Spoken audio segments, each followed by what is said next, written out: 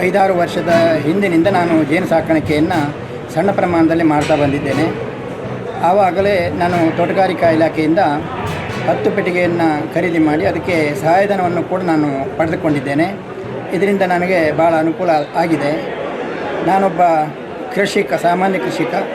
ಈ ಜೇನು ಸಾಕಾಣಿಕೆಯಿಂದ ನಮ್ಮ ಮನೆಗೆ ಬೇಕಾಗ್ತಕ್ಕಂಥ, ನಮಗೆ ಉಪಯೋಗ ಬೇಕಾಗ್ತಕ್ಕಂಥ ತುಪ್ಪವನ್ನು ನಾನೇ ಸ್ವತಃ ತಯಾರಿ ಮಾಡಿಕೊಂಡಿದ್ದೇನೆ. ಒಳ್ಳೆ ಬೇಡಿಕೆ ಇತ್ತು. ನಮ್ಮ ಪರಿಸರದ ಮಧ್ಯದಲ್ಲಿ ನಮಗೆ ತೋಟಿಗೆ ಬೆಳೆಗಳಿಗೆಲ್ಲ ಪರಾಗಸ್ಪರ್ಶ ಆಗೋದಕ್ಕೂ ಅನುಕೂಲ ಆಗ್ತು.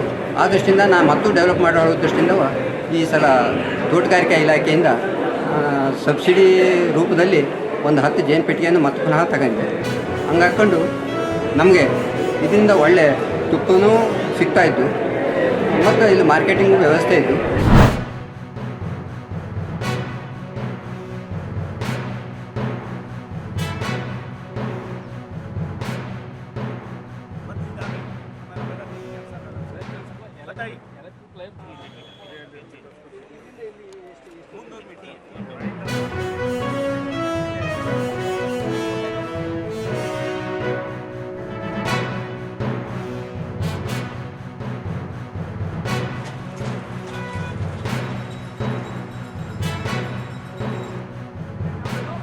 ಕಳ್ಳಿಪಾಳ್ಯ, KB ಕ್ರಾಸು ಮತ್ತು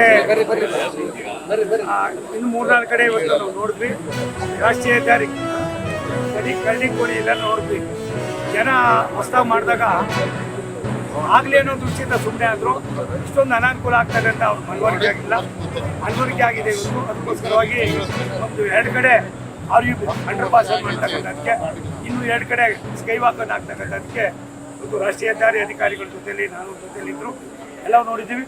ಈ ಜನರ ಉತ್ಸಾಹ, ಪ್ರೀತಿ, ಭಾರತ ಸರ್ಕಾರ ಕೈಗೊಳ್ಳುವ ಅನೇಕ ಕೆಲಸಗಳು ಜನರಿಗೆ ಮುಟ್ತಾ ಇದೆ. ಈ ಮುಟ್ಟತಕ್ಕಂಥ ಕೆಲಸವನ್ನು ನಮ್ಮ ಭಾರತ ಸರ್ಕಾರದ ಅಧಿಕಾರಿಗಳು, ರಾಜ್ಯ ಸರ್ಕಾರದ ಅಧಿಕಾರಿಗಳು ಒಟ್ಟಾಗಿ ಸೇರಿ ಮಾಡ್ತಾ ಇದ್ದಾರೆ. ವಿಶೇಷವಾಗಿ ವಿಕಲಾಂಗರು, ಅಂಗವಿಕಲರು, ಡಿಸೇಬಲ್ರು ಇವೆಲ್ಲ ನೋಡಿದಾಗ ದೇಶಕ್ಕೆ ಭವಿಷ್ಯವನ್ನು 100 ಪಟ್ಟು ಜಾಸ್ತಿ ಮಾಡಿರ್ತಕ್ಕಂಥ ಪ್ರಧಾನಿ ನರೇಂದ್ರ ಮೋದಿ ಅವರಿಗೆ ಈ ಭಾಗದ ಜನ, ವಿಶೇಷವಾಗಿ ಭಾರತದಲ್ಲಿ ಕರ್ನಾಟಕ ಜನ ಆಭಾರಿಯಾಗಿದ್ದಾರೆ. ನನಗನ್ನಿಸದೆ 10 ವರ್ಷದಲ್ಲಿ ಏನು ಮೋದಿಯವರು ಮಾಡಿದ್ದಾರೋ 3ನೇ ಬಾರಿಗೆ ಪ್ರಧಾನಿಗಳಾಗಿ ಇಡೀ ವಿಶ್ವದ ಭೂಪಟದಲ್ಲಿ ಎಲ್ಲ ವರ್ಗದವರಿಗೂ ಕೂಡ ಸಮಾನತೆಯನ್ನು ನೀಡ್ತಕ್ಕಂಥ ಕೆಲಸದಲ್ಲಿ ಇವತ್ತಿನ ಈ ಕೆಲಸವೂ ಕೂಡ ಒಂದಾಗಿದೆ. ಈ ನಿಟ್ಟಿನಲ್ಲಿ ಅಧಿಕಾರಿಗಳು ಕೂಡ ಅಷ್ಟೇ ತುಂಬ ಪ್ರಾಮಾಣಿಕವಾಗಿ ಕೆಲಸವನ್ನು ಮಾಡ್ತಕ್ಕಂಥ ಪ್ರಯತ್ನವನ್ನು ಮಾಡ್ತಾ ಇದ್ದಾರೆ.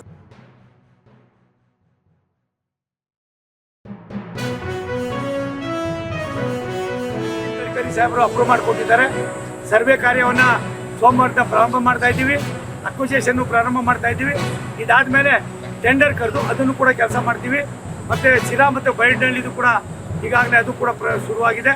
ತುಮಕೂರಿನಿಂದ ನಮ್ಮ ಗುಬ್ಬಿಯವರಿಗೆ ಒಂದು ಟೈಮು ಇಂಪ್ರೂವ್ಮೆಂಟಲ್ಲಿ ಗುಬ್ಬಿದು ಈಗಾಗಲೇ 28 ಕೋಟಿ ಸ್ಯಾಂಕ್ಷನ್ ಆಗಿ ವರ್ಕಾಟಿಸುವಾಗಿದೆ. ಇನ್ನು ಬಾಕಿ 85 ಕೋಟಿ ನಾಳೆ ನಡೆದೇ ಕ್ಲಿಯರ್ ಮಾಡ್ತೀವಿ.